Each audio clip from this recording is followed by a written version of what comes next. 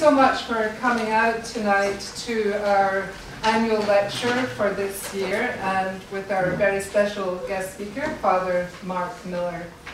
And Father Mark's topic tonight, as we know, is very apropos in light of some of the things that have been happening even around Toronto recently in terms of Dr. Lowe's video. And I think many of us who talk about these issues in parishes are very aware that this idea of can one plan for a good death, as Father Mark titles his talk, is very much in people's minds as something that's extremely important, and I think we're very fortunate to have him come and talk to us tonight about this. Just before I introduce Father Mark, I know that there are several groups here, several people representing different groups, and I would just like to mention some of them. First of all, I believe there's quite a few parishioners from St. Patrick's. Easily identifiable. There are people here from St. Elizabeth Healthcare, from the Sovereign, yes, you can clap too, the Sovereign Order of Malta, CSsR, the CSsR Club of Canada that promotes vocations, people from the Institute of Traditional Medicine, and many other supporters who come out regularly to our CCBI talks. And thank you so much for doing that. We're really very grateful for that support. And if there's anybody else I've passed over, please forgive me. So our speaker, Father Mark Miller, who's a Redemptorist and is the Provincial of the English-speaking Redemptorists in Canada. Father Mark is what I call a Renaissance man, in the sense that, I mean, being the Provincial of an order is a full-time concern, but also with that, he's also an ethicist with the Centre for Clinical Ethics, which serves St. Joseph's Health Centre, St. Michael's Hospital, and Providence here in Toronto.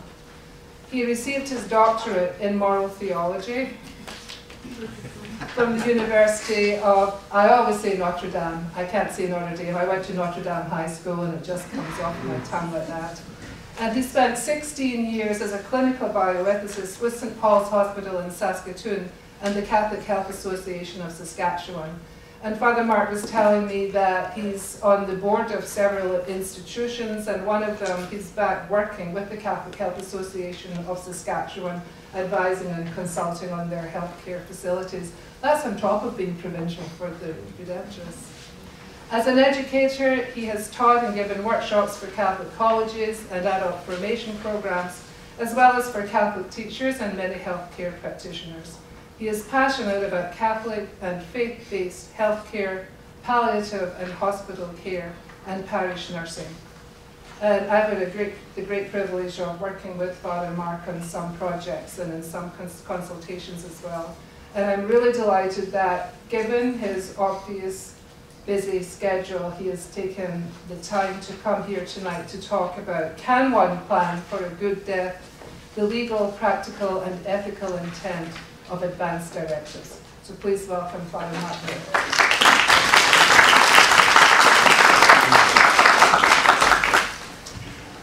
Thank you very much, Maura. It's a privilege and a pleasure to be here. I have to admit that Moira caught me at a weak moment when I looked at my schedule and said, oh sure, I can take a talk in November. I just barely made it, but I'm here. And I also said to her when she first broached the topic with me, Advanced Healthcare Directors, I said, well, you know, it seems like I've talked about that for 20 years, and aren't there sort of more apropos topics? And she said, well, I think this is one that will attract some people, and it's really an important one for all of us in terms of end-of-life planning. So on that note, I said, yeah, I'd be quite happy to do something on this. The big title that you've got, which involves the legal and the ethical and practical side of things, I'd like to change that just a little bit and say that my real title is, I want to give you some comments from 20 years of experience working in and around end-of-life planning and advanced healthcare directives. So a lot of this is going to be my own experience. I told Moira at the beginning that I didn't have time to research advanced healthcare directives and their present status and all of those kinds of things today. And she agreed that experience would be, you know, a valid kind of scope for the talk this evening. So I'm going to begin with just a little bit of history. When I began my work after I finished my doctorate at the University of Notre Dame, I went into the hospitals in Western Canada, many of them still run by Catholic groups of sisters, and started asking them questions about ethics. What are the ethical issues that come up here? And the tendency at that time was to talk about, well, we're trying to make sure we don't get abortion in here, and we want to hang on to the rules of the church. And it was such an interesting experience because that's not why I went to those hospitals. I went there to find out what the ethical issues were in providing good health care. And the only way I could kind of discover what was going on was by reading the literature and then paying attention to what healthcare providers were doing. And the big challenge that took place in the late 1980s and the 1990s was the challenge about who gets to make decisions in healthcare. Not so much what is the right decision as who gets to make the decision. And I've often said since then, if you're ever studying ethics, you always have to remember there are two ethical issues that are foundational. One is, what is the right thing to do? But the second question is, who gets to make the decision? Because there are a lot of times when in making an ethical decision, the who plays an extremely important role in that. Well, up until the 1970s, what had happened in the Canadian and the North American healthcare system was healthcare became more and more complex. There were more and more interventions that could save people's lives, but maybe not cure them or bring them back to what we would call a reasonable state of health. There were things like cardiopulmonary resuscitation, ventilators, intensive care units, the whole world of transplants, heart transplants, kidney transplants was coming into play. And in the midst of this, the treatment issues at the end of life particularly were extraordinarily complicated. The result was there was a real tension and struggle going on when patients were saying to doctors who had worked and slaved to try and save their lives, for example, with chemotherapy or with some kind of intervention, and the patient was getting sicker and sicker and then would die. And the responses that they would get from these patients and their families was not one of gratitude. There were often the statements being made like, why did you torture me so much? And when you hear a word like torture in a healthcare system, your ears should perk up and say, man, if that's what we're doing, something is wrong here. Well, one of the things that was wrong was that the doctors had been used to making the decisions for their patients because they knew the medical options, they knew the treatment issues, and they would tell you what you needed, and then you just do it. And an example of this happened in about, I would say, 1972, when my mother was diagnosed with breast cancer. She went to the doctor, she had a lump in her breast, they did tests, and the doctor phoned her on Tuesday and said to her, Mrs. Miller, you have breast cancer. I'd like you to report to the hospital at 8 o'clock on Thursday morning, so 2 days later. Now, first of all, she's trying to get this through her head. She goes to the hospital at 8 o'clock, they take her into the operating room, and when she came out, she'd had a mastectomy. She didn't know she was going to get one. She told me years later, she said, I spent longer getting over the mastectomy than I did the cancer. And really what was happening was patients were being treated as objects. Now, this is an overstatement, and you have to be very careful about these things, and I'm not picking on doctors. The atmosphere at the time was the doctors knew best, and most patients simply went along with what the doctors said and what the doctors did. But gradually, as end-of-life care, end-of-life treatment became more and more focused on the kinds of treatment that would maybe fix one part of an issue but not the other parts, would leave people in very, very poor conditions.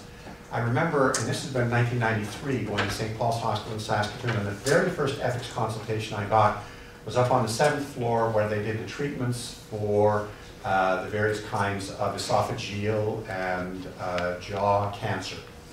And the interventions often had to do with cutting away a jaw, cutting out the tongue, taking out the voice box, leaving people badly disfigured until they could start doing some plastic surgery.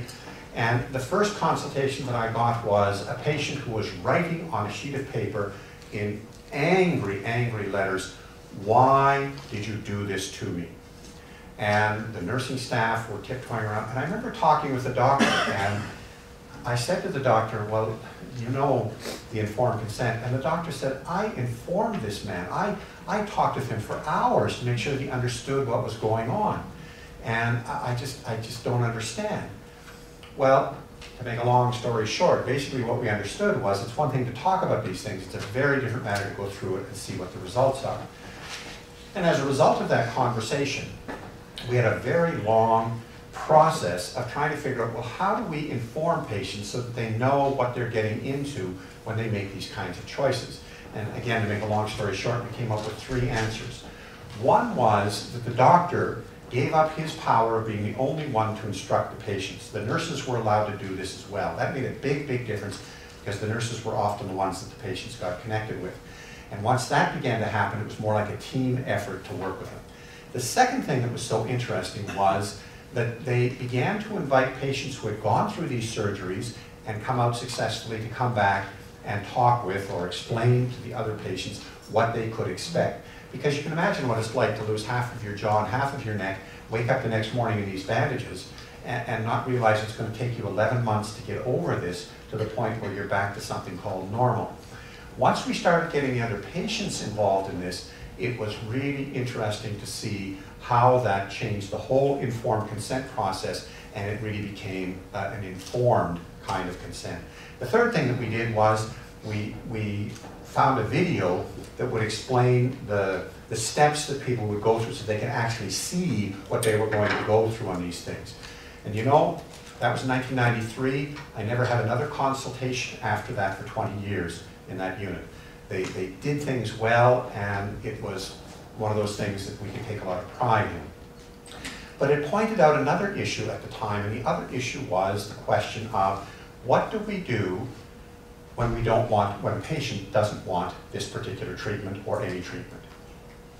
And the very first question was, well, is that ethical? Now, imagine yourself a doctor 20-some years ago saying, well, you've got cancer of the esophagus, we've got a 25% chance of curing this, or at least bringing it into remission, if we go through this treatment and this treatment and this treatment. From the doctor's point of view, the doctor says that's your only chance, so why wouldn't you take it? And the patient is turning that around and saying, 25%, that means there's a 75% chance that I'm going to go through the treatment, but I'm not going to make it. I'm just going to get sicker because of the treatment. And this is what people were experiencing, to the point where they began to question whether or not they had to go through these things. And one of the first questions that ethicists began to ask, and it really came out of the Catholic tradition, at least the answer did, was, do we have to go through these kinds of treatments that have such enormous burdens with them? And again, to make a long story short, the response or the answer came out of our famous principle of ordinary and extraordinary treatment, terms we don't use very often today because they're misunderstood. But what it very simply meant in our tradition was that you have to look after your own health. So any kind of treatment that was ordinary to look after your health, you were obliged to take. But if a treatment was extraordinary, now you say, well, what do you mean by extraordinary? And of course, that's the key issue. If the treatment was too painful, if the treatment was, had a very low probability of success, if the treatment was too expensive, if the treatment was experimental, if the treatment was something that was going to leave you with a lot of deficits, even though it might work, well, all of a sudden it fit into this category of extraordinary, and you had the option of taking it or refusing it. But the problem was that in the 1960s, as the treatments became more complicated, those words ordinary and extraordinary began to be applied to the treatments, not the patient. So we'd start to ask, well, is a ventilator ordinary or extraordinary? Well, that's the wrong question. Today, if you go into an ICU, one of the most ordinary treatments is a ventilator. So does that mean you're obliged to have it? Well, no, because we're not talking about the treatments, we're talking about the treatments as they affect the patient. And what this means very simply is almost any treatment under the correct circumstances could be extraordinary. To give you an example, suppose you are dying of lung cancer, and you're not very far from death, and you get pneumonia. Well, pneumonia is something that we can treat, probably cure. Do we have to treat it so that you could die of lung cancer like you're supposed to? Well, the answer is probably not. But you see how what this does is it raises that first question that I asked again. Well, who gets to make those decisions? And what happened in the 1980s was this enormous movement in the world of healthcare to get the decision-making, especially around the end of life, away from the doctors and into the hands of the patients themselves, because they were going to pay the consequences, okay? So the doctor's role began to change, and the doctor's role was first and foremost to inform patients of what the treatment options were and what the pros and cons of each of those options might be. And that would allow the patient to ask questions. That would allow the patient to kind of weigh the benefits and the burdens. And the interesting thing about this, which some doctors found very hard to deal with, was you could have two patients in exactly the same circumstances with the same disease, the same prognosis, everything the same, and one weighs benefits like this and says, I'm going to go for the treatment, and the other weighs the burdens like this and says, I'm not going to go for the treatment. And for a rational, so-called rational person, that doesn't make sense. You know, it's either a good thing to do or it's a bad thing to do. But who makes the decision means you get to weigh the benefits and the burdens. And one person's going to weigh it one way and one's going to weigh it the other. And what this means is that we have to entrust more and more of the decision-making, especially around issues where there's treatment options and lots of ups and downs to that. We have to entrust that to the patients more and more. Now, any of you that have worked in hospitals and worked in healthcare units, you'll know that there's still a struggle that goes on today between the patient's wishes and the doctor's ways of doing things. Part of this is, you know, just carryovers from bygone eras. Part of it sometimes is that we get physicians from other countries where paternalism is quite strong. And sometimes we get, and I remember this very clearly in Saskatchewan, we get lots of older people that go in, and as soon as the doctor starts to inform them, they say, whatever you say, doctor, whatever you want, that's what I'll do. And the results are that, you know, many doctors get frustrated with this whole process of informing patients. But I'm seeing more and more they understand that that's what you have to do. Because, and again, to use the example of cancer, put yourself in the position of being diagnosed with a fairly serious cancer. Let's say liver cancer, okay? And the doctor says to you there are 3 treatments that we might be able to use. One is surgery, one is radiation, and one is chemotherapy. And if we do chemotherapy, here's what the possibilities of success are, and here's what the downside may be. If we use radiation, ditto, and if we use surgery, well, we're not going to be able to clean the cancer out completely, but the liver may recreate itself, may renew itself. So the bottom line is, if we use just one of those treatments, you've got, let's say, a 20% chance of going into remission.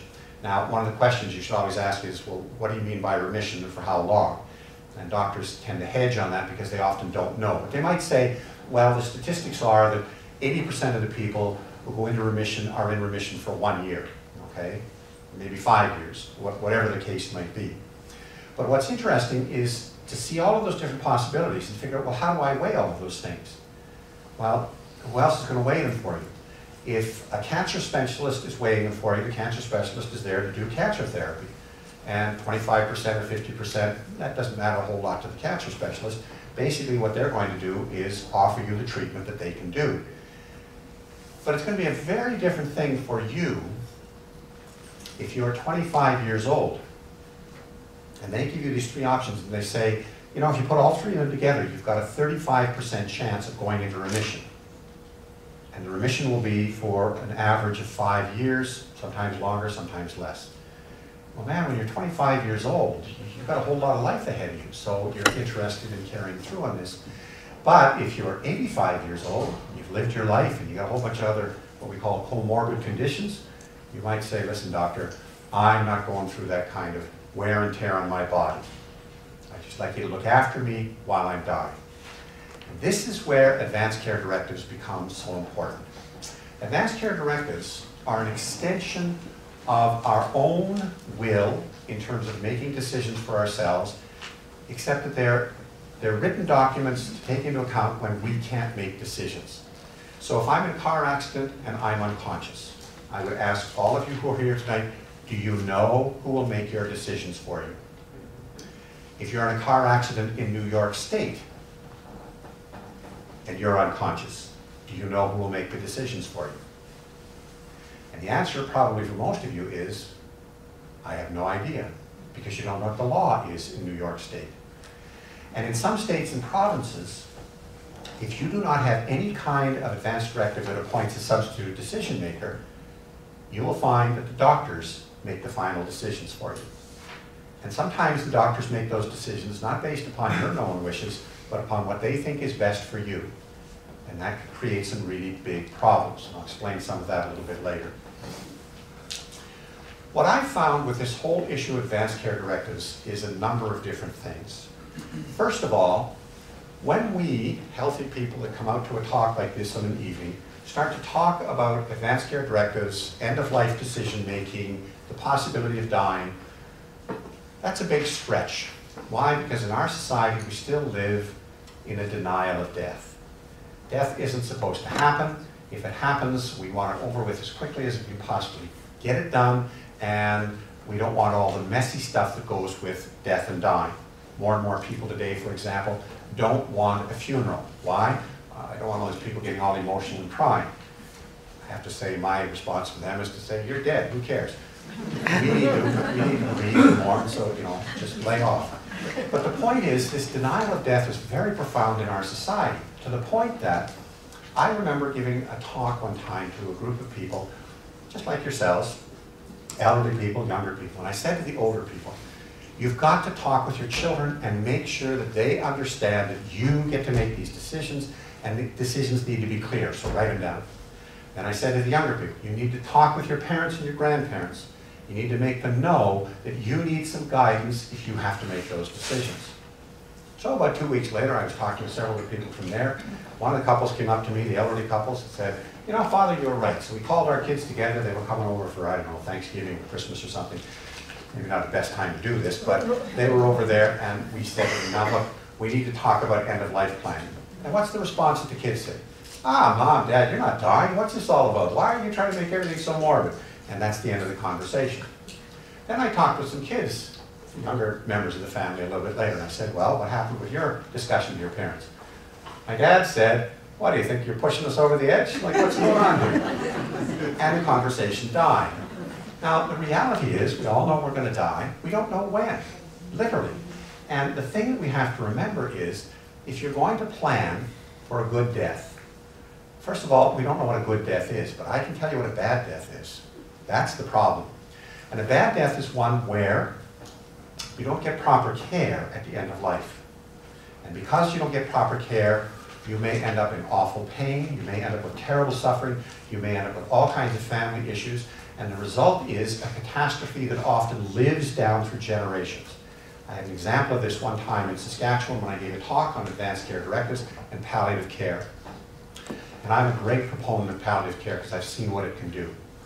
And when I was finished, and everybody else had left, this woman came up to me and she said, I don't care what you say, when my time comes, I'm going to Holland and I'm going to have them kill me. This is back about 1994, 95. And I was just stunned. I said to her, didn't you hear what I said? Like, why would you do that? And then all of a sudden the light went on and I said to her, have you had an experience that's been really kind of negative around dying? She said, my mother died of cancer screaming in pain. Now imagine how that sits on a person for the rest of her life. I had the presence of mind to say to her, when did that happen? She said 1973.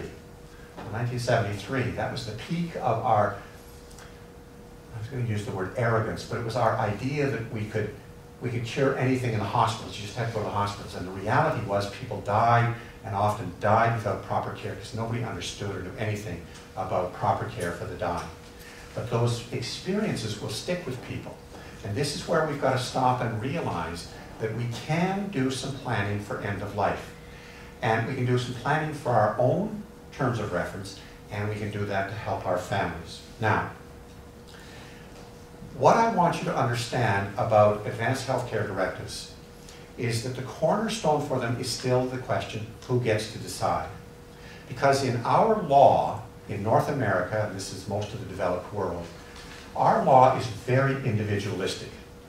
And you would think that families should be able to make decisions for their loved ones. I mean, that's been our custom through generations. But we've had numerous experiences where families make pretty crappy decisions, and many in healthcare have seen that at the end of life. So the law tends to focus on what's clearest and simplest in terms of getting decisions. So the law basically states you can make your own decisions and you can plan ahead by writing an advanced care directive. And this is kind of what took off in the 1980s. Every state almost in the United States, and most of the provinces began to write legislation on advanced care directives. And the idea behind it was, number one, ethically, you can accept or refuse treatment at any time based upon the benefits and the burdens. Legally, you can accept or refuse treatment anytime if you're a competent adult. You don't even have to give a reason. I'm more interested in the ethical side of things. Secondly, what it does was it shifted the whole power thing in healthcare to the patient. Now, when I started in 1992 in Saskatoon, I remember one of my very first discussions with a group of nurses and doctors around patient care, and I was just asking them to help me to learn about this. And one of the doctors said, the patient is the head of the healthcare team. I thought, wow, that's great stuff. One of the nurses came up to me afterwards and said, don't believe everything you hear. And what she was saying was, that's the theory, but watch and see what happens in reality. And I remember about 2 years later, we were doing something on CPR policies in the whole health region, and we wanted to talk with the surgeons because this was very important, some of the things that we had to talk with them about. And we had a group of about 25 surgeons that were getting ready for, no, they weren't getting ready, they'd already been in the surgical rooms because they were tired and they were grumpy. And when we talked to them about CPR, they descended upon us with anger, and I never felt anything like that in my life. And it was all about advanced care directives. And finally I said to them, what on earth are you people talking about? Why do you let patients write these advanced care directives? They have no idea what they're doing or what they're going through. Why are they interfering with the work that we're supposed to be doing? And there was this sort of what I call paternalistic avalanche that came down upon us. And surgeons are rather noted for this, I'm afraid. But what was interesting was the CPR thing didn't interest them at all, the whole ethics of that. It was all about whether patients should have a choice or not in the kinds of things that surgeons did because they knew what they were doing. That was a long, long haul getting most of them on board. And I won't say we got them all on board. But what was interesting, though, was this idea that patients could make these decisions. Now, they had some very good arguments. This is where you have to pay attention, because if you were to go home right now, if I stopped this talk right now, what would you do to prepare an advanced healthcare directive? Most of you would probably go on the internet and say, well, you know, can I find a document? What am I going to do? Well, if you go on the internet, you're going to find probably, I'd say, 1.3 million sites that you can kind of look at, and it'll be overwhelming. What I want to do is give you my experience of these things and let you know kind of where I've come to after 20 years of working with advanced care directives, because I think that will tell its own story, and then you can ask any questions you'd like afterwards. First of all, you have to understand that across Canada, the vocabulary is going to be very different. In Ontario, if you want to appoint a substitute decision maker and you go on the government website, the documents talk about power of attorney for healthcare matters. Okay? Now, power of attorney generally refers to finances. So if Moira becomes my power of attorney, and that's all it states, she can look after my finances in accord with the document, which usually means when I can't look after them. But if it includes, or if it says power of attorney for healthcare matters, then she becomes my substitute decision maker when I can't make decisions because I'm not competent or unconscious or something like that. Okay? In Saskatchewan, at least 3 times I was called to units where I had to explain to families, you have brought a power of attorney document that's for finances. It doesn't include healthcare matters. Okay? And it was very interesting how angry people would get. You mean I can't make decisions for these people? Now in Saskatchewan, we had one wonderful thing in the law that I really liked. And that was, if you don't have a document that specifies a substitute decision maker, then the law told you who got to make decisions for you. So the first person was your spouse. And it was worded in such a way that it could be spouse, or it could be partner, or it could be somebody in a gay relationship or a lesbian relationship. It was very, very carefully worded so that that was the first person that could make your decisions. The next in line, interestingly enough, were adult children. Any of your adult children could show up and make decisions for you. But if more than one showed up and they disagreed, the elder, and obviously the eldest, got priority. Then after adult children came parents, and then came siblings, and then came grandparents, grandchildren, aunts, uncles, nieces, and nephews, okay? Now, notice a few things there. There's no room for in-laws. If my daughter-in-law is a doctor, she doesn't have any say in things. And what we found, what I used to love to do would be to go and talk with a group like this, list those different people, and then I would say, now, if you don't have an advanced care directive, are you satisfied with the person that's going to make your decisions for you? And invariably, there'd be one or two that go, oh my God, my husband can't make decisions like that to save his soul. And you'd see what the reality was for families. Now, most of the time, this is going to work. It's going to work fine. But you have to know your own family and your own family circumstances. And under those circumstances, what you are trying to do is two things. You're trying to communicate your wishes so that they've got some idea of how to make decisions in your place. Not like we would sometimes run into this in the hospitals. And I remember this very clearly one time when this young woman was dying. She was in the palliative care unit. She had very, very clear ideas about the care that she wanted at the end of life. And she had appointed her mother as her substitute decision maker. And I was in one day talking with the mother when the daughter was really having a difficult day. And all of a sudden the mother said, as soon as she's not competent, I get to make the decisions. And this is going to change. In other words, we're going to put her through the meat grinder and get her back to health and all this stuff. And I was just horrified by this. But what I had to explain to her was, you can't do that by law. If we on the medical team think that you are substituting your decisions, your reasons for decisions for hers, we can actually go to court and stop that. In other words, we follow the advance directive. Now, you hate to do those kinds of things, but again, each of us has to know our own family and how this is going to operate. And some people don't want any family members making decisions for them. It was fairly common, I say fairly common, might be 2 or 3 out of 100, who would come and say to me, is it all right, I've appointed my best friend, I've appointed my next door neighbor, I've appointed this person because she's the only one that really understands my wishes, I've appointed this person because I don't trust my family. And you would get those kinds of expressions. And the whole purpose of the law was to protect you and protect your wishes so that you could actually write them out, put them in legal form, and then you would be protected, okay? Now, the other side of this is when you are talking about a substitute decision maker, there are some people who don't want a substitute decision maker. They will actually write what we call a written advanced healthcare directive with their wishes about what they would want under different circumstances, okay? Now, that sounds reasonable, except if you've ever read an advanced care directive and tried to apply it to the circumstances of somebody going through something, you find we can never anticipate everything. In fact, one of my favorite stories about advanced care directives, one that I read quite a number of years ago about a doctor and his wife, and they decided it was time to write an advanced directive. The doctor was a cardiologist. So on a Friday night, he said to his wife, let's get this over with. Now, they were smart enough to go out and get a bottle of wine, and so they sat down and they started writing this advanced directive. And being a cardiologist, he started off and saying, if I have heart problems, well, if it's my left ventricle, this is what I want to do. It's my right ventricle. Then he started thinking, well, what if I have a stroke? Well, if it's my left, it's my, and he went on and on and on. And he's writing and writing, and all of a sudden he realizes the bottle of wine is empty, his wife is bored to tears, and he looks up and he's on page 50. And he says to his wife, by the time they get finished reading this, we'll be dead. So he tears it up. Now, this is the part I like. This is what stuck in my mind. And he wrote a poem. Now, if you want to frustrate a doctor, give him a poem. But the poem was an effort to try and express his values. Please make the decisions based upon these values.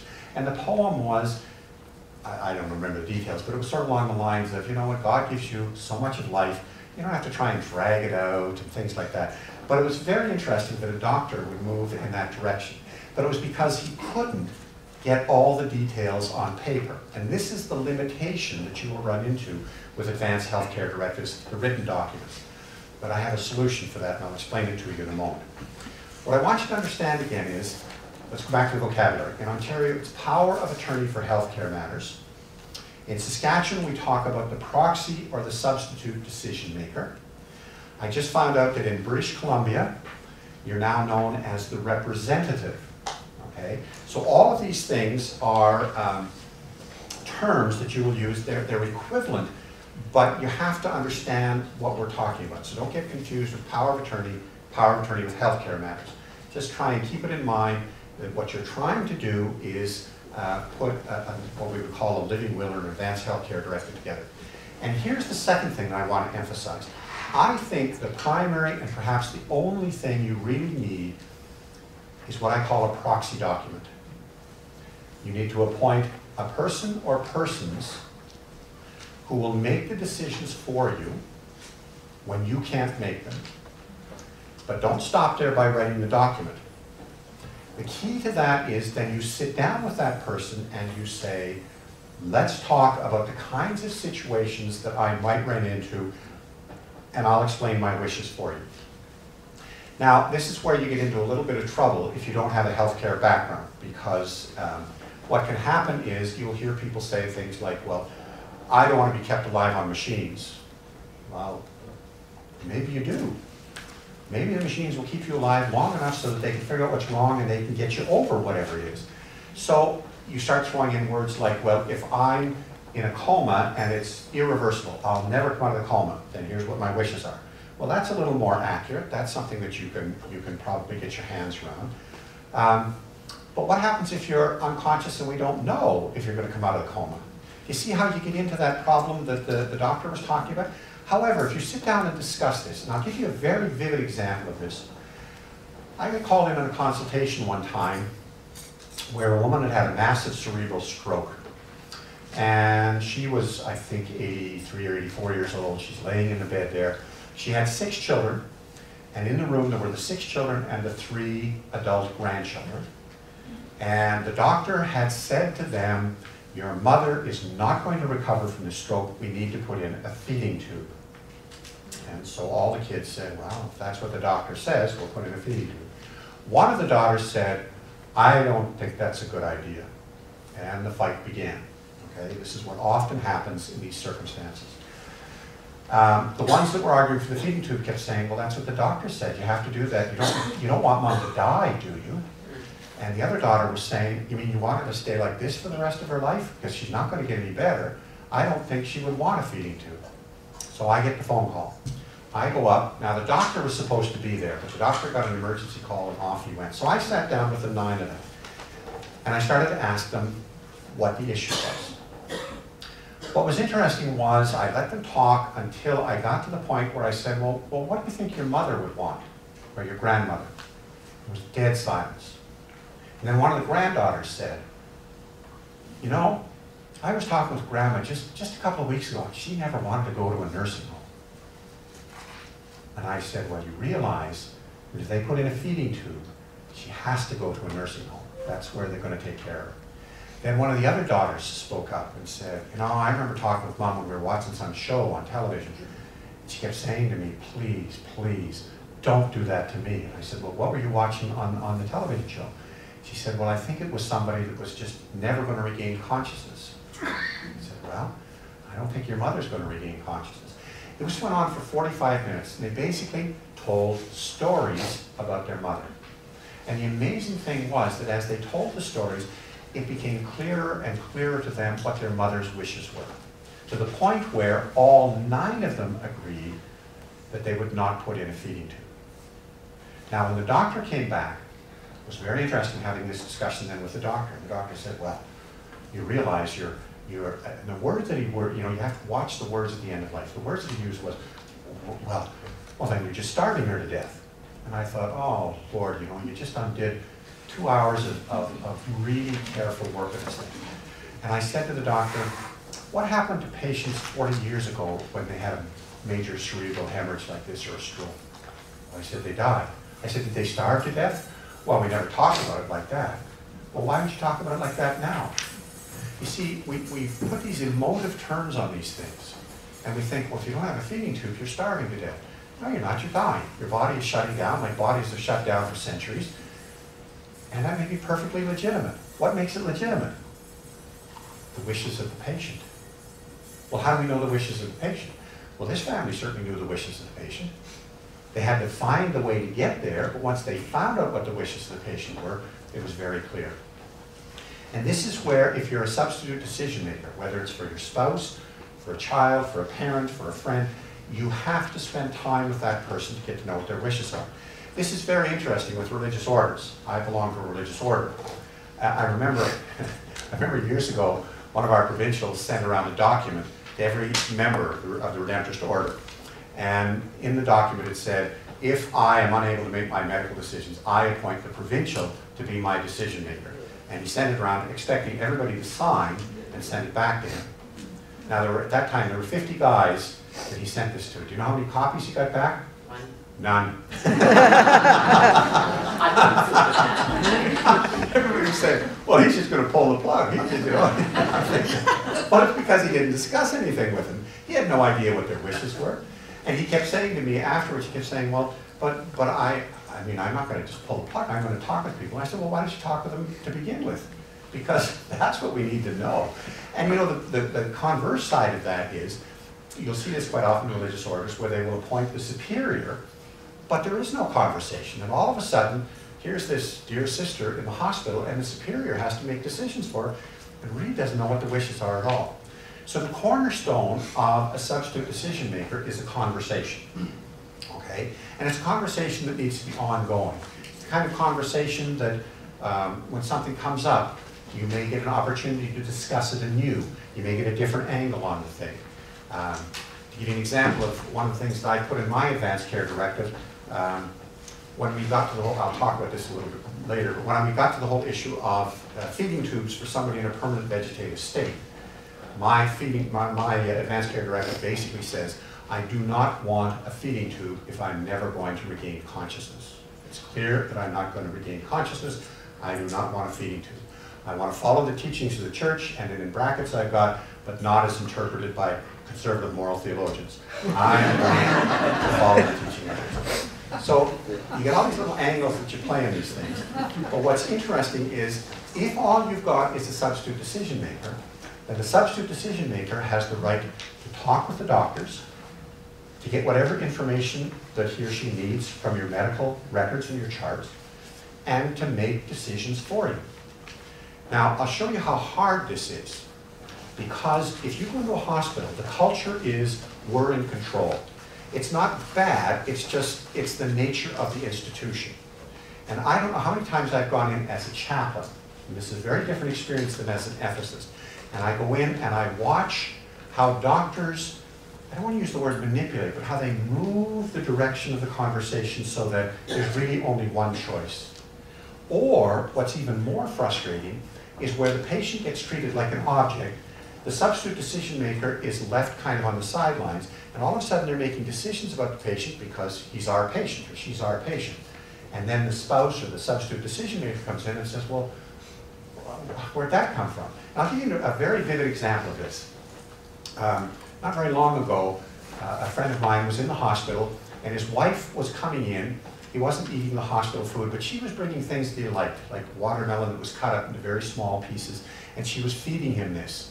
And he was starting to, get a little bit of energy back. When all of a sudden she comes in one day, he's been moved to a new room.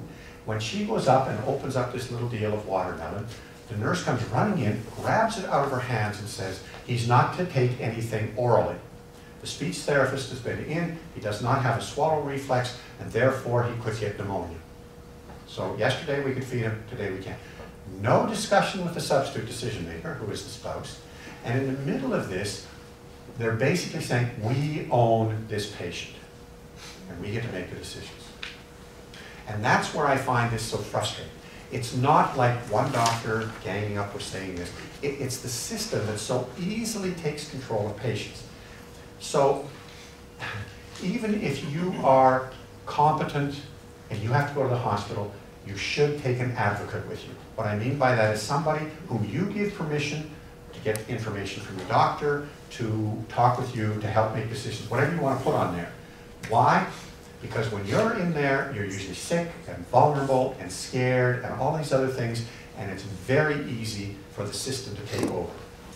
But if you've got somebody else there who's got your permission to get around the privacy laws, then you've got somebody who can be much more rational because they're not laying in the bed, vulnerable and in need. Now that may sound a little overly dramatic, but I want you to understand that if I had another hour, I'd spend an hour talking about power relationships in the healthcare system. But it's very important to understand that if the patient is the head of the healthcare system, and the patient is sick and vulnerable and frightened and all those other things, the power of the system takes over. So a substitute decision maker, when you can't make your own decisions, becomes really important. Now, quick question. Yeah. Not all hospitals are like that. No, I understand that. Because But I had an but- experience with my mother and it was completely different. I'm glad to hear that. What I'm talking about is where the institution takes over, but it doesn't always do that, and there's lots and lots of very good healthcare providers out there. But I would still recommend that you take an advocate with you if you're in a hospital, okay? That's just a recommendation. Now, here's what I want to say about substitute decision makers. You need to choose somebody you can trust and somebody who knows what your wishes are, okay? But you also need to know your own family. Now here's my favorite story about advanced care directives. I helped a lady one time write her advanced care directive. She had very clear wishes. She was dealing with a number of issues, and she had very clear wishes that she wrote down. Then she wrote her, what we call proxy document, her power of attorney for healthcare. When she wrote the thing, she showed it to me, and then she let out a big sigh. She said, you know, I've appointed my oldest daughter, and it's not a very good decision. And I said, well, why did you appoint her then? Well, she said, I have 4 daughters. And in our family, if the oldest daughter doesn't have the right to make decisions on things like this, she's going to go into a big snit and make everybody miserable. And I said, well, is there anybody that you could appoint that would be a good substitute decision maker? Oh yeah, she said, my youngest daughter, she's a nurse. She lives a couple of doors down from me. We talk all the time. She knows exactly what my wishes are. I said, my goodness, that's a dream proxy. Why wouldn't you appoint her? She said, because you don't know my eldest daughter. So I said to her, well, listen, you've got 2 choices. I said, you can appoint the eldest daughter, and when you're unconscious, then the family fight starts. Or I said, you can appoint the youngest daughter, call the girls together, and watch the fight. She said, I'd rather be unconscious. I said to her, it's your family and it's your health care. I said, it's up to you. So she phoned me about 3 or 4 weeks later, and she said, you know, I thought about this and I thought about this and I thought, this is really stupid. So she said, I appointed the youngest daughter. She said, I called the 4 girls together, and she said, I no sooner got the words out of my mouth that I was appointing her the substitute decision maker, and the fight started. My oldest daughter rounded on me, and she started tearing the strip off me. Oh, you always liked her better than me. And she went on and on with it. And she said, I was just sinking in my chair thinking, why did I do this? When the 2 middle daughters rounded on the oldest and said to her, you know, you're always doing this. You always think you're in control. You always think you have to make decisions. And your decisions stink. And away the battle went. And she said, you know, after a while they forgot that I was there. And she said, I kind of sat back and enjoyed this. But she said it was most interesting because once they cleared the air, she said, they looked at me and said, you know, Mom, the rest of us would like to have a say in this. So she changed her substitute decision maker document to say, the youngest will make decisions after consulting with the 3 other girls, provided they're available. Very simple and straightforward. They were all in agreement with it. And this is what I said to her. I want you to understand that in the name of all of the doctors and nurses, particularly in an intensive care unit, who have been spared this family battle at the end of your mother's life, thank you. Because that's what happens. You get to the end of life, and there they are in the ICU, or in that little room off the ICU, battling with each other because they never sorted these things out beforehand. That's why you have to know your family. You have to know how things will work. Some families are terrifically harmonious. I'll give you, this is my own family, but an example of this. There are 5 kids in our family. Being the ethicist in the family, I had talked to my dad a number of times about getting an advanced healthcare director, at least a proxy document. Dad, please, you know, appoint somebody or tell me who you'd like to be appointed and sign. I couldn't get my dad to face those issues to save my soul. So one day I left him an advance directive, and all he had to do was sign the darn thing. And basically it would have allowed the children to make the decisions. We were all, you know, sort of on the same wavelength, so I didn't have any problem with that. When we went to the hospital, and he started with dementia and a few other things, the doctor said, I believe you got an advanced care directive or substitute decision maker document. And I said, I think so. I think it's in his files at home. So I asked my brother Murray to go home and, you know, check through all the files my dad had, and he couldn't find it. And I know my dad never signed it. He just could not face those things. So I said to the doctor, you know, he doesn't have one, but I think we're all in agreement that, you know, we can make decisions together. Oh no, that wasn't good enough for the doctor. And the doctor said, and he'd done some work on advanced care directives in Alberta and the law and all this stuff. So the next thing we know, he takes my dad when he's in one of his lucid moments, and he sits down with him and he says, Mr. Miller, we're trying to get together an advanced directive. I know my dad didn't understand a word he said. He talked to them and talked to them, and finally he came out and he said, I have an advanced directive, and your father has appointed his daughter, my only sister, to be the substitute decision maker. And I looked at the doctor and I thought, where did that come from? My dad had never, ever made any specification like that. So I talked to my sister afterwards. I said, what's going on here? And she said, well, I think my oldest brother is a doctor, and he started asking some difficult questions of the doctor. And the doctor basically could get along best with my sister. So we figured possibly, I don't think he did this intentionally. He just kind of moved it in the direction where my sister was the one who made decisions. And you know, we didn't mind that because at least now we had a document, and my sister would never make decisions without the rest of us. But that's a family that's very harmonious. And so you got to know your own families. And if you're appointing somebody from your family, talk with the whole family and let your wishes be known, so that you know, for the most part, you can sort those things out beforehand. Okay. Now you can appoint more than one. Remember, I said that the woman who appointed the one to make the decisions, but after talking with the other three, you can appoint 2 or 3 or 4 people to make decisions for you, and you can appoint them. I forget what the legal phrase is, jointly and something else. They can make it. Each one can make it individually, or you can force them to make it together. But if you force them to make it together, give them a method for making decisions. So if you've got 3 adult children, and you appoint all 3 of them. Now, again, in Saskatchewan, the law was very clear. If there's more than one proxy, and they disagree, the first one on the list gets to make the decision. The law loves being clear. It doesn't matter whether it works or not. It's clear. What I find interesting is that quite often, families will know that there's one that's going to cause problems. And so they might say, well, the 3 of them are involved in discussion, but this one makes the decisions. Or they have to come to consensus. But it just depends on how you want to set that up. Now, I spent a lot of time talking about the proxy document because I think that's the cornerstone of this thing.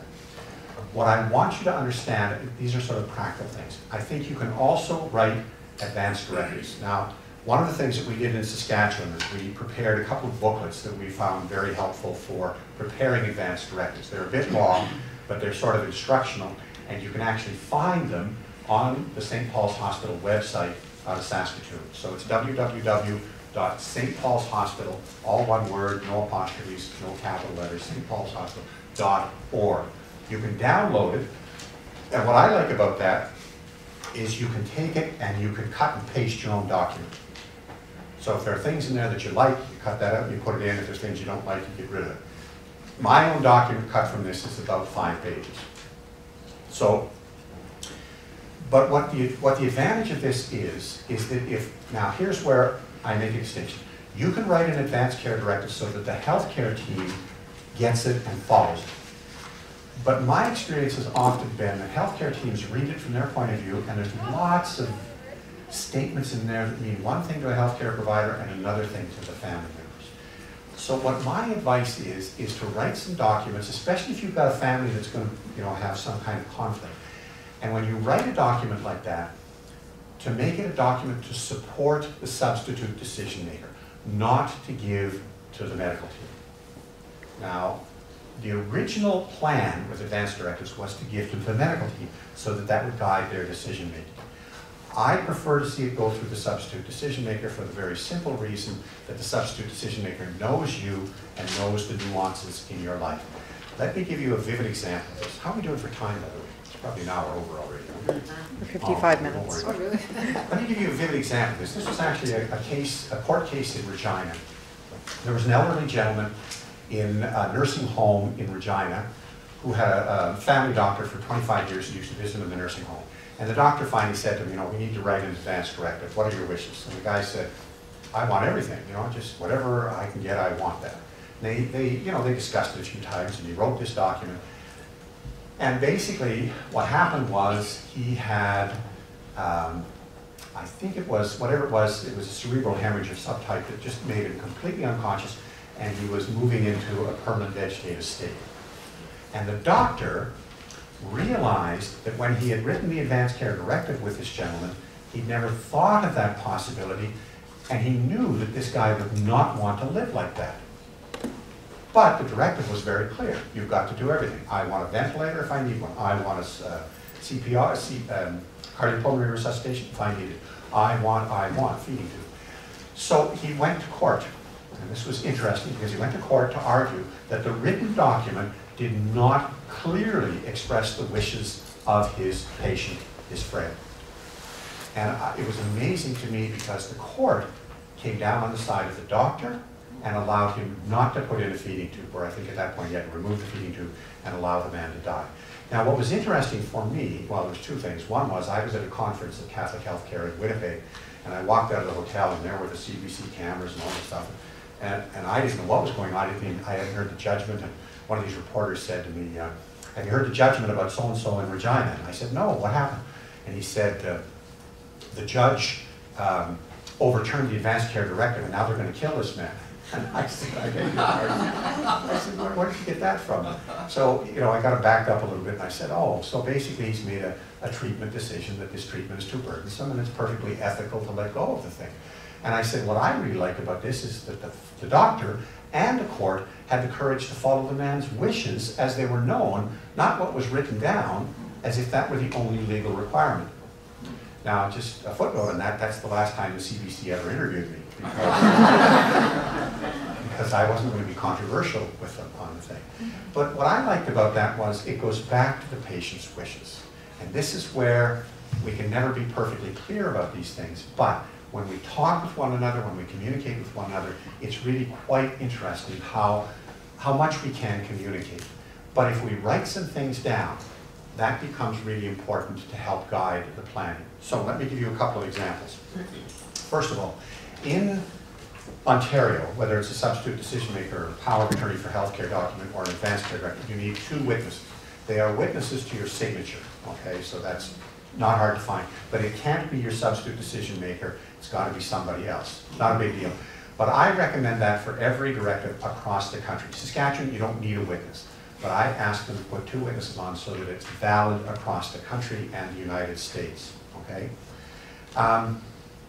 If you see an advanced care directive that helps you discern things, like, you know, if this helps, write down the things that make sense to you. But if you're a Catholic, I want to point out something that I think is really critical here. Some of you may remember that in 2005, as I recall, maybe in 2004 at the end, Pope John Paul II put out what we called a papal allocution, which is a talk on treatment for permanent vegetative state. Okay, and basically it amounted to this. It says if you've got a patient who is in what looks like a permanent vegetative state, but you don't know for sure, you look after that patient, you try and get that patient to come back to consciousness, but if at some point it becomes clear that this person is now in a permanent vegetative state, will never regain consciousness or awareness, you cannot simply remove the feeding tube so that that person will die. Now that's good Catholic ethics, because the intention will be, okay, he's never getting better, we're going to remove the feeding tube and make sure that he dies. Okay? Now that's a very clear statement, but notice the context. Context is others cannot make the decision for this person. Can you make it for yourself? Well, how could you do that if you're not conscious?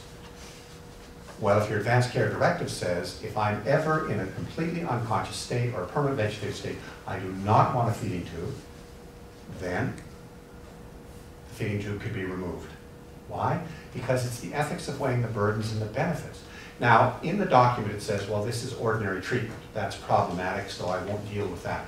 What I do think this needs to understand is it's a medical treatment. You need a doctor to put the feeding tube in, and as such you can weigh the benefits and the burdens. And even though there are differences in the Catholic Church on this thing, yeah, I think you really have to follow your conscience. So if there are people that say, no, the Pope said you have to use a feeding tube, and that's all there is to it, that's fine. But there's enough moral theologians and others in the Church who say, no, you can follow your conscience and follow the teaching of the Church. If it's too burdensome, you have it removed. Now be careful with the word burdensome. If I'm unconscious, it's hardly a burden for me because I can't feel anything, I can't see anything, I can't intuit anything. But I often think of what does this do to my family, or what does this do for society, or what does this do? So from that point of view, the burdensomeness is rather significant for me, and that's the way I would move in that direction. But I do think for Catholics, you need to at least talk with others about that, because we can't make the decision for you within our faith tradition, okay? A couple of other little things just to be aware of here. One of them is to go back to the role of the family.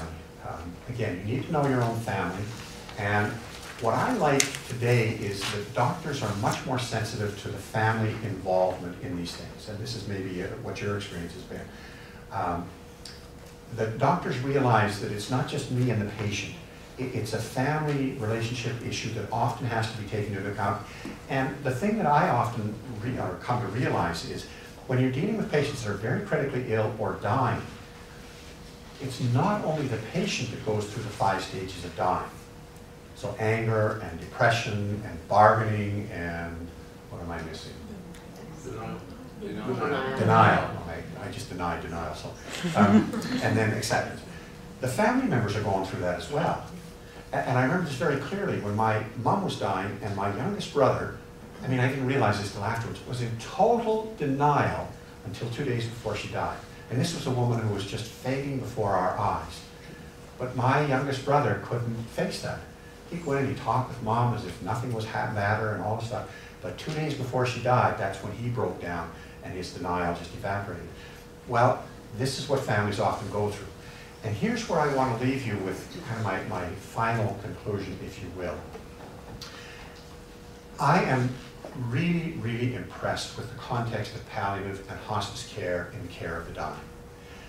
Because my experience has been that palliative physicians and teams are aware of the journey of dying and the decisions that have to be made almost every single day, if not every moment, as you follow on that journey of dying. So that, you know, at one moment there may be this flash of hope, and all of a sudden we're going to hang on to that, and then boom comes the crash, and then comes the realization that this is inevitable, and then, you know, there's a day when things are going good and a day when things are going rough.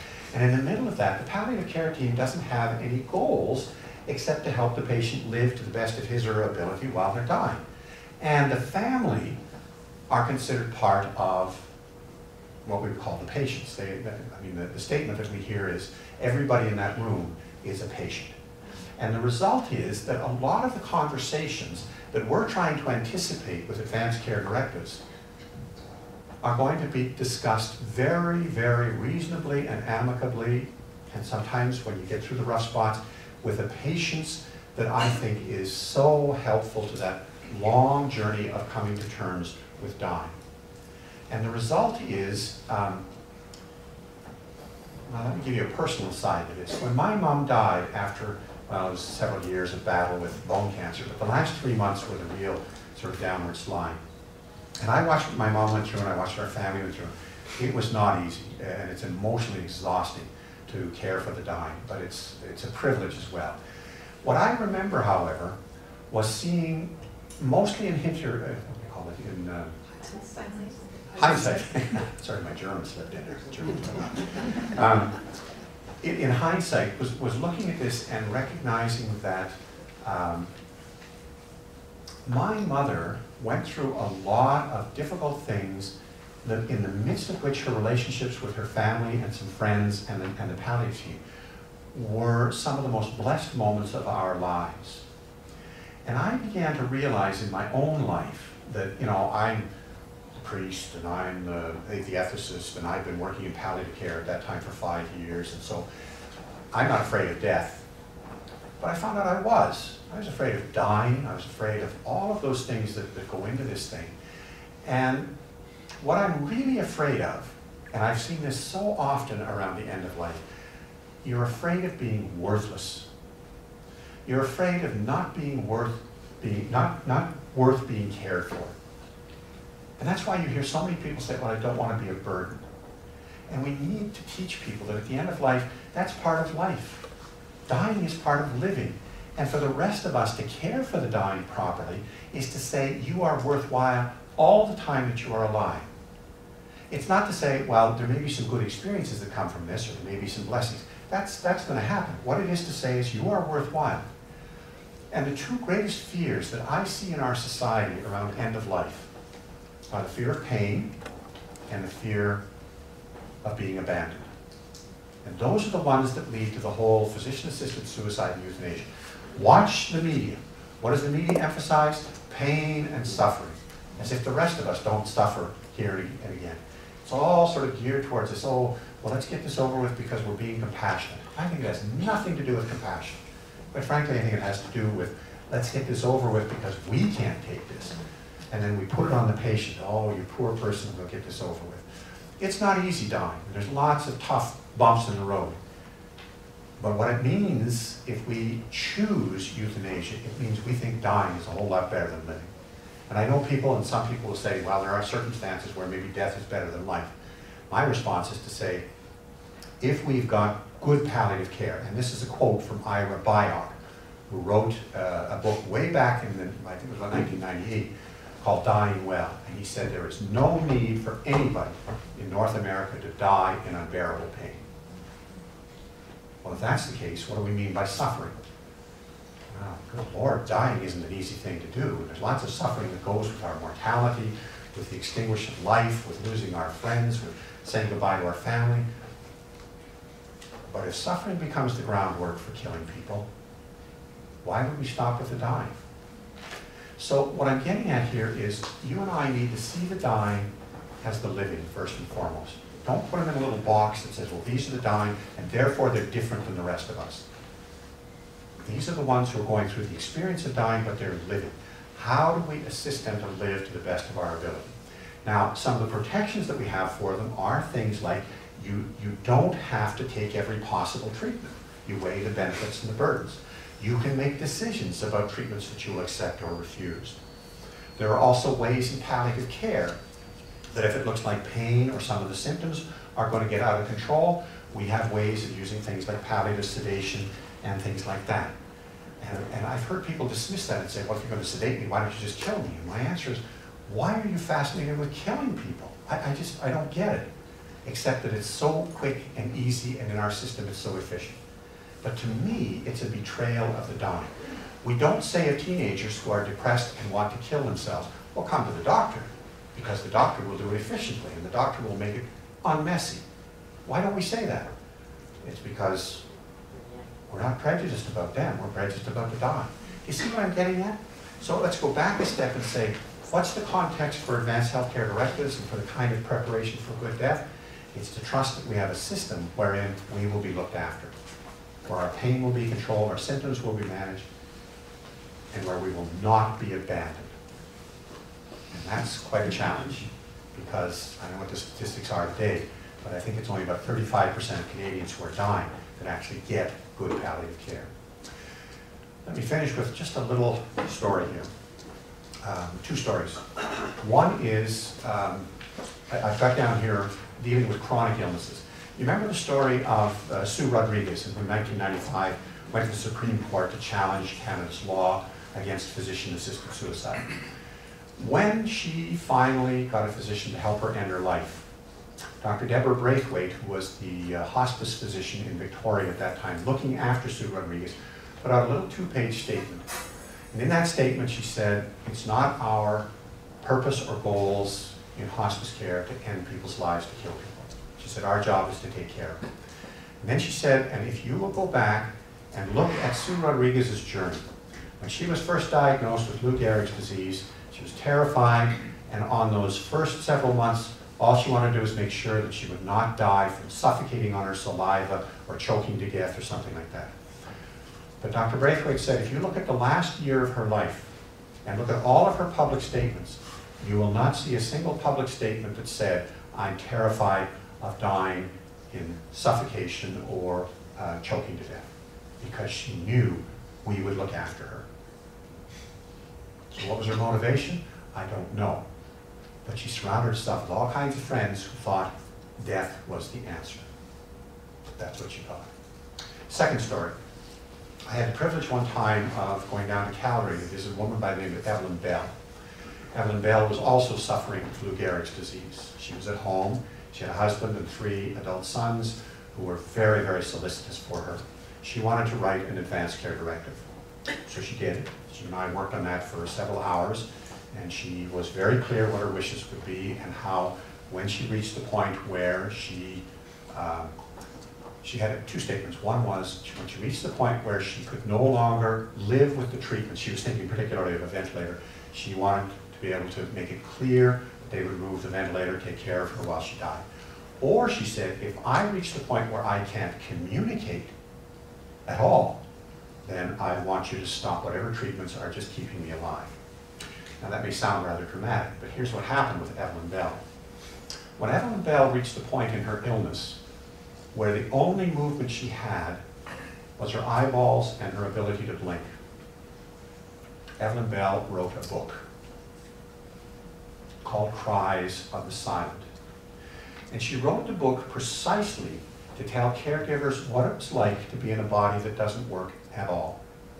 It's about a 95-page book, and in there she talks about the journey of being totally dependent, totally vulnerable, totally in the care of others. She talked about how easy it is for caregivers to make assumptions. She used the example of her own husband, whom she loved dearly and who was just wonderful to her. And one night he set her on the bed just right, put her head on the pillows, and then she'd be able to sleep for 3 or 4 hours. But this one night, her head was a little cockeyed, and she knew that within an hour, her neck would be so sore, she wouldn't be able to sleep, she wouldn't be able to do anything. She didn't know how to communicate to him. She couldn't get his attention. The only thing she could do was cry. And her husband looked and saw her crying, and he thought, oh my God, now what have I done? And he sort of threw up his hands and walked out of the room, and she thought, oh, I'm abandoned. He came back in, and he calmed down, and he said, what's the problem? And then he goes through a list. Is it your arm? Is it your back? Is it your neck? And her eyes light up, and he straightens out her neck. Simple little things like that. What she wanted to do was to say, there are ways to care for us, even in this condition. Do you see what I'm getting at? It's a conversation. Advanced care directives are a tool, and they're a clumsy tool. I wished I could have finished. I told Moira I wasn't going to use PowerPoint or anything like that, but I wished I could have finished with a little snippet from Seinfeld. Alistair Brown did this for us once. Alistair Brown is an ethicist at the Vancouver General Hospital. He came up to Saskatchewan.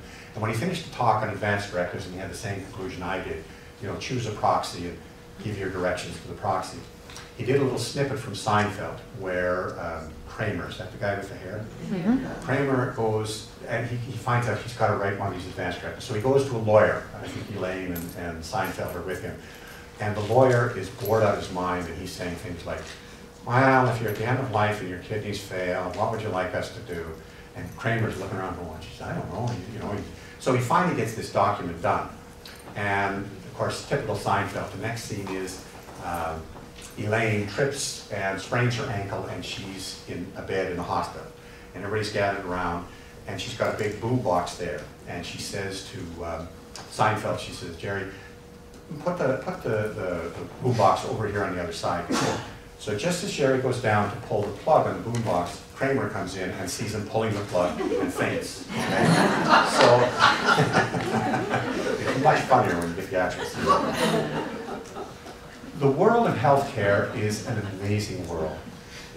It's an amazing world because the vast majority of people that work in healthcare are such good, dedicated people. And they're trying their darndest to make things work. They're human beings like the rest of us. They're subject to all of the societal things that all of us are subject to. But more and more, they're seeing not just advance directives, but this whole process of decision-making and the ethics around decision-making as something that is integral to and essential to the whole process of providing good health care. And my sort of concluding words are that I'm not sure how to phrase this. When you get a good healthcare team that you can talk with and work with, these things are going to unfold in ways that are healthy, supportive of families, supportive of patients, and are going to be something that you'll look back on and realize how, when you've got that sort of supportive environment, these things are not near as frightening as we anticipate.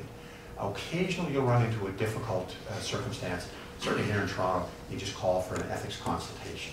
And a lot of times you'd be amazed how often it's just miscommunication or some little thing that has caused a problem, and they can be sorted out fairly quickly. But in the meantime, I hope all of you go home, and if you haven't got an advance care directive, at least write a proxy document. And certainly, if you go to the States, please, please have a power of attorney for healthcare document. You don't have to take it with you, but you've got to be able to, put a little card in your wallet that says, I've got this, because if you end up in the hospitals there, you can get caught in some very, very difficult situations. I remember a friend of mine who was a lawyer who got hit by a taxi in a crosswalk in Las Vegas, and it cost him over $40,000. This is 25 years ago, to get out of Las Vegas and get back to Canada because he had forgotten to take out his insurance. So there's lots of funny little things like that that you don't want to know about. And the rest of it I will put into an opportunity for questions. So, believe it or not, I'm done.